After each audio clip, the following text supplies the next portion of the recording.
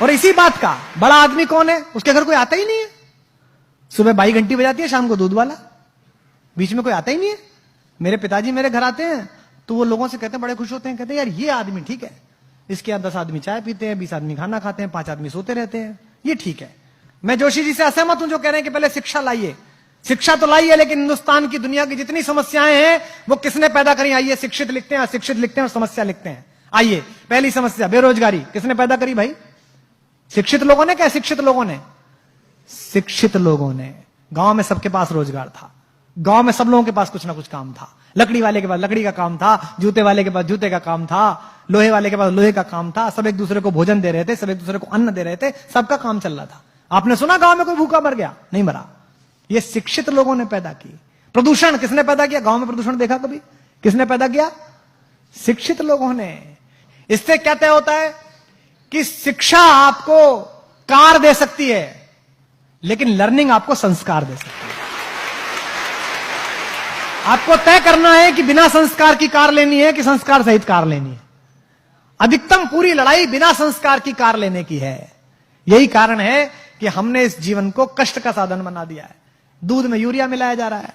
जो यूरिया मिला रहा है उसको शर्म लिहाज नहीं है कि किसी की किडनी में जाएगा तो किसी का पति, किसी का बेटा, किसी का सुहाग, किसी की राखी सुनी हो जाएगी। उसके खुद के घर में भी बेटी है, उसके खुद के घर में भी पुत्र है। वो सोच के देखे कि मेरे पुत्र को अगर ये यूरिया किडनी फेल कर दे और मेरा बेटा मर जाए तो कैसा लगे। नहीं, वो सोच ही नहीं रहा। उसको लगता है 1000 रुपए फालतू मिलने, थोड़ा सा यूरिया मिला दो। सब्जी वाला यही कर रहा है आपके साथ, अफसर आपके साथ यही कर रहा है, सरकारें आपके साथ यही कर रही हैं, नेता आपके साथ यही कर रहे हैं, क्योंकि हमने इस पूरे प्रोसेस को लर्निंग का बनाया ही नहीं है। हमने इस पूरे प्रोसेस को शिक्षा का बनाया है। और मैं आपसे निवेदन करता हूं कि शिक्षित हो जाइए, पढ़िए, खूब पढ़िए, रिसर्च करिए, इंजीनियर बन जाइए, डॉक्टर बन जाइए, आईएएस बनिए, पीसीएस बनिए, लेकिन लर्निंग सीखिए।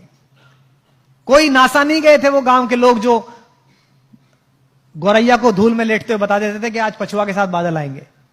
उसने अनुभव से ये जाना था। तो इसका मतलब कुछ ज्ञान ऐसे हैं जो अनुभव से ही आते हैं।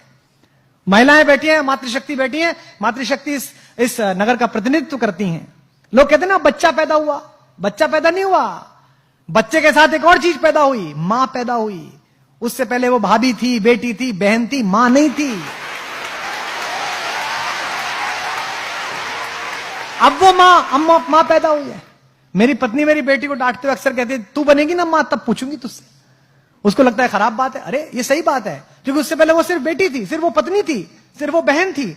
जिस बार पहली बार उस शिशु ने आकर किलकारी भरी, उस दिन मां को पता चला कि मैं मां हूं, मेरा बोध क्या है, मुझे जगना इसके अनुसार है, मुझे सोना इसके अनुसार है, मुझे इसका सब काम करना है। उस दिन से उसका बोध पैदा हुआ। तो जैसे आप ज्ञान के साथ यात्रा करते हैं, आपके मन में नई जिज्ञासा पैदा होती है, तो यकीन मानिए आप भी पैदा होते हैं, साथ साथ आप भी नए तरीके से पैदा होते हैं। जब आप कोई चीज पढ़ते हैं और आपको एकदम चेतना आती है कि यार क्या अद्भुत बात पढ़ी, तो ये मानिए कि थोड़ा सा जन्म आपका हुआ है। अब आपको तय करना है कि आपको अधूरा पैदा होना है कि पूरा पैदा होना है। आपको विकल दिव्य अंगों के साथ पैदा होना है कि संपूर्ण सुशोभित शरीर के साथ पैदा होना है।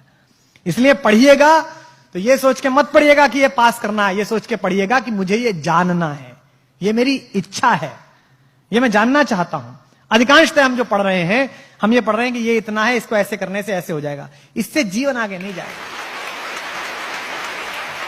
गांव में मैं गया तो वो एक गांव के प्राइमरी स्कूल की पहली दूसरी क्लास की अंग्रेजी की किताब देखी, आपने भी देखी होगी।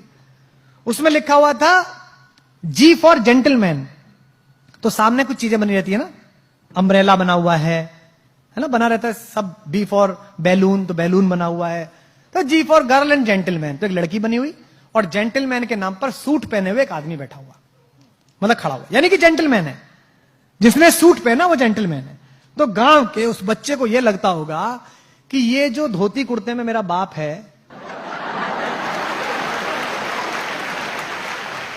ये जो खेत में जाता है, गुरु ये जेंटलमैन नहीं है। जेंटलमैन कौन है? जेंटलमैन पीडब्ल्यूडी का वो चोर क्लर्क है जो सूट में आता है रोज सुबह सुबह।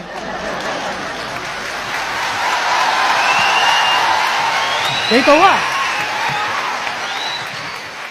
तो जेंटलमैन की परिभाषा क्या बनाई आपने? वस्त्र से बना दिया। आपने बच्चे के दिमाग में आरोपित कर दिया भाव कि जेंटलमैन होना मतलब कपड़े ऐसे पहनना।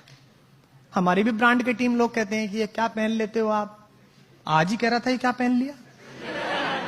मैंने कहा मेरी कमीज सुनेंगे कि मुझे सुनेंगे?